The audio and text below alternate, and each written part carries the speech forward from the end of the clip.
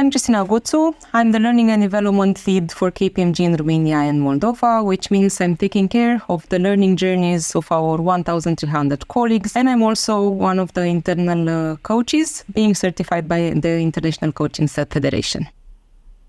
It is very important for accountants to keep ahead, with all the legislation's changes and with everything that is going on around the world, technology and ESG and everything that is going on. Because if you're not staying ahead, then maybe the advice that you give to your clients will not be relevant. So if, for example, you advise a client under a piece of legislation that is not anymore valid, then you might end up with a wrong accounting treatment or even with a wrong amount of tax that is being recorded and paid. So for the clients, this really translates into financial losses. So the loss of trust from clients, and in accountancy and in auditing profession, I really believe that trust should be at the heart of the relationship that we have with our clients. The pace of change that I have witnessed in my 20 years of career, it was quite fast. So when I was a junior auditor, and it was for the first time in Romania where we applied the International Financial Reporting Standards, and we had to learn together with our clients because nobody knew at the time what those are or how to apply them, to different tax legislation that has been introduced only in the last years, like e-invoicing, e-transport, or everything that is happening at the level of the European Union, for example, in Europe. Not to mention, the everything that is going on in terms of automation, different technologies that are helping accountants and are freeing up a lot of time. Us being lucky, let's say, and able to invest more in our learning, in our development, in our, thinking process behind the actual processing of just numbers and transactions. It is totally different how the businesses looked 20 years ago in terms of complexity, in terms of types of activities that our clients have, and how they look now. So things like cryptocurrencies, blockchain, new businesses like the car sharing or Airbnb or everything that did not exist 20 years ago. We needed to learn how to account for all those. So it was a learning journey throughout all these years. And I'm sure that as we progress, the learning journey will be even more at a high pace than it used to be years ago. I think ethical leadership needs to come from all the layers in the organization, because we cannot say that only the leaders should be ethical or only the junior people should demonstrate ethical behavior. Ethical behavior is something that should be present in a professional services firm at all levels. We say sometimes that you cannot have leadership without followership.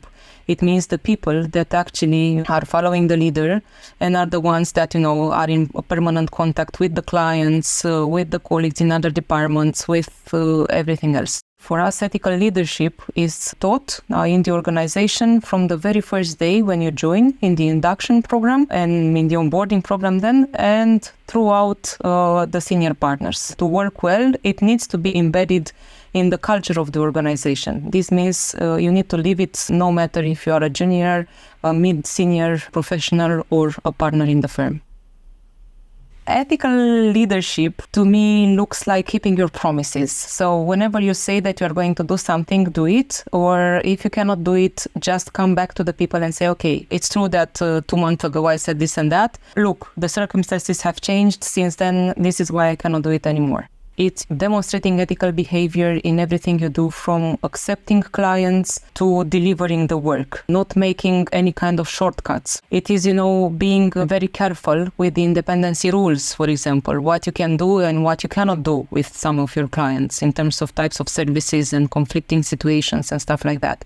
It's everything from making sure you have policies and procedures in place for anti-bribery, for corruption, for all the things like that. But they are not just written in a policy or in a code of conduct, but they are re-emphasized and lived on an everyday basis.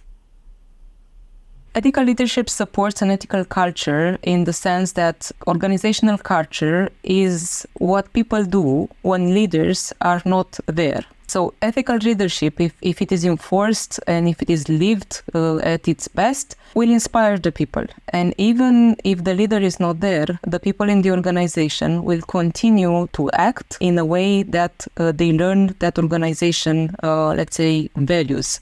A culture cannot be made only by a code of conduct or by the independence and risk management training that we do once per year. A culture is something that happens on a day-to-day basis. So demonstrating this in your day-to-day behavior is the key to creating a real ethical culture in the organization.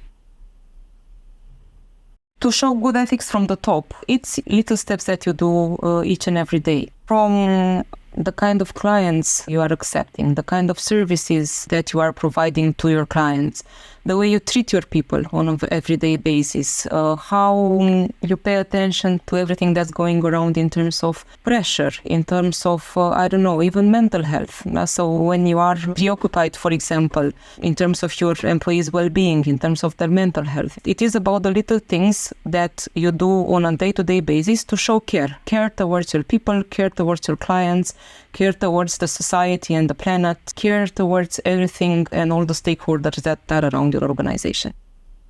What really helps is to change the perspective sometimes. So not thinking only from the position of a leader, so what would the leader do? Think from the position of an employee, a client, of a person that is directly affected by the type of service that your client is going to perform. Try to think, so if it's not profits here, that only the profits that we are talking about, what would I do? If that, particular client, employee, whatever, would be my relative, for example, it would be my child, it will be something that I really care about. What would I do? What would my decision be?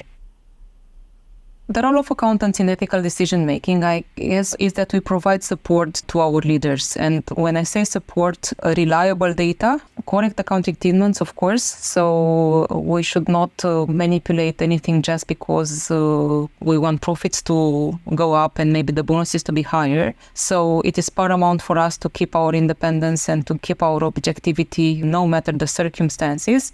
And in this way, to help the leaders, see the correct path in terms of ethical decisions.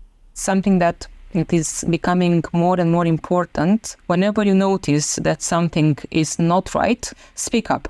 Nowadays, as compared to 20 years ago, we have multiple channels and multiple ways available for you to be able to speak up, from, anonymous lines to different structures in the organizations. So if you do notice something that you think it's not right, have the courage to speak up.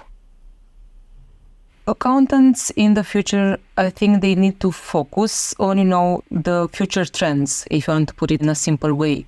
Ethical AI. How can I make sure that I'm not greenwashing, for example, if we are speaking about ESG? These are the kind of developments that the accounting profession needs to make sure that they are staying ahead with. In the future, all the developments will have an ethical piece embedded in them. And it is quite a current conversation at the moment, with, AI is good, but how do we make sure the ethical piece is embedded in there and how we are being careful to that? Or, how we are making sure that the kind of data that we provide for our ESG reports are, material, reliable, relevant, and are not just, showing what we want to show and only the good sides of the story. These are the kind of things that accountants will need to focus on.